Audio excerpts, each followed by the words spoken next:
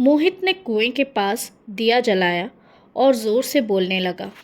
जादुई कुआं, अगर तू मुझे सुन रहा है और तुझे लग रहा है कि मेरा दिल साफ है, तो मेरी बात सुनो। मोहित बोला।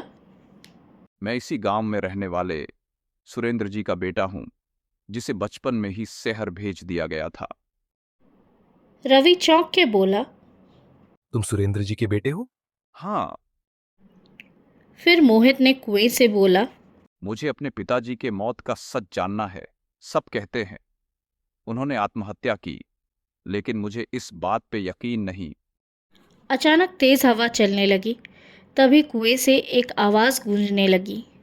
सच तक पहुंचना इतना आसान नहीं है। अगर सच जानना चाहते हो तो तुम्हें मेरे 3 सवालों का जवाब देना होगा। रवि ये सब देख चौंक गया। पूछो। पहला सवाल। झूठ और सच में कौन फर्क करता है? वक्त। सिर्फ वक्त ही तय करता है, और वक्त बीतने के साथ हर चीज पर चढ़ा मुखौटा गिर जाता है।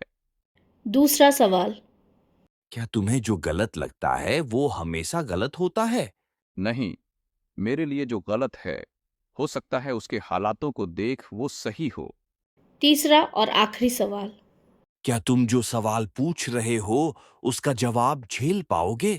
हो सकता है इसे जानने के बाद तुम्हारी जिंदगी बदल दे। मेरे लिए ये सच्चाई जानना बहुत जरूरी है। इस सच से पिताजी की आत्मा को शांति मिलेगी, तो हाँ। कुएं से अचानक पानी की आवाज आने लगी। सूखा कुआं अचानक पानी से भर गया। तभी उसमें से एक बॉक्स तैरती हुई दिखाई दी। मोहित और रवि दोनों उसे देख चौंक गए। मोहित ने बॉक्स उठाया। जब उसने बॉक्स खोला तो वो दंग रह गया। ये डायरी?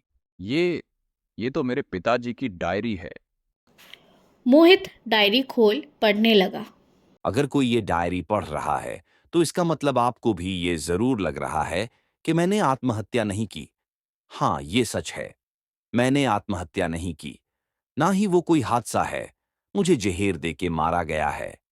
मेरे ही दोस्त अजय, जो इस गांव का जमींदार है, जिसे मैंने अपना भाई माना था, उसी ने मुझे मारा है। ये बात कोई यकीन नहीं कर पाता, इसलिए मैंने ये डायरी यहाँ छिपाया था और इसका पता मैंने अपने बेटे के पास भेजा था। अब समय आ गया है कि दोषी को सजा मिले। ये सब पढ़ रवि और मोहित ने तय किया कि वो अजय को सजा दिला के रहेंगे। अगले दिन मोहित और रवि ने डायरी पंचायत के सामने पढ़ी। अजय, जो गांव का सबसे अमीर आदमी था, दोषी है सुन। सब हैरान रह गए। पहले पहले तो उसने बहुत इनकार किया, लेकिन फिर भूतिया कुआं से एक आवाज आई। हर झूठ का अंत होता है और अब तेरा समय आ गया है। भूतिया कुएं की आवाज सुन सब डर गए और डर के मारे अजय ने भी अपनी सच्चाई मान ली।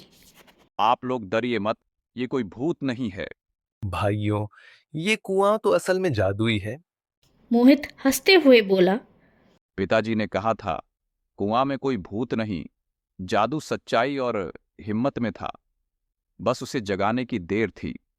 अब उस गांव में वो सूखा कुआं जादुई कुआं के नाम से जाना जाता था। लेकिन लोग अब उससे डरते नहीं थे। वो दिया जला के सच्चे मन से कुएं के पास जाते थे।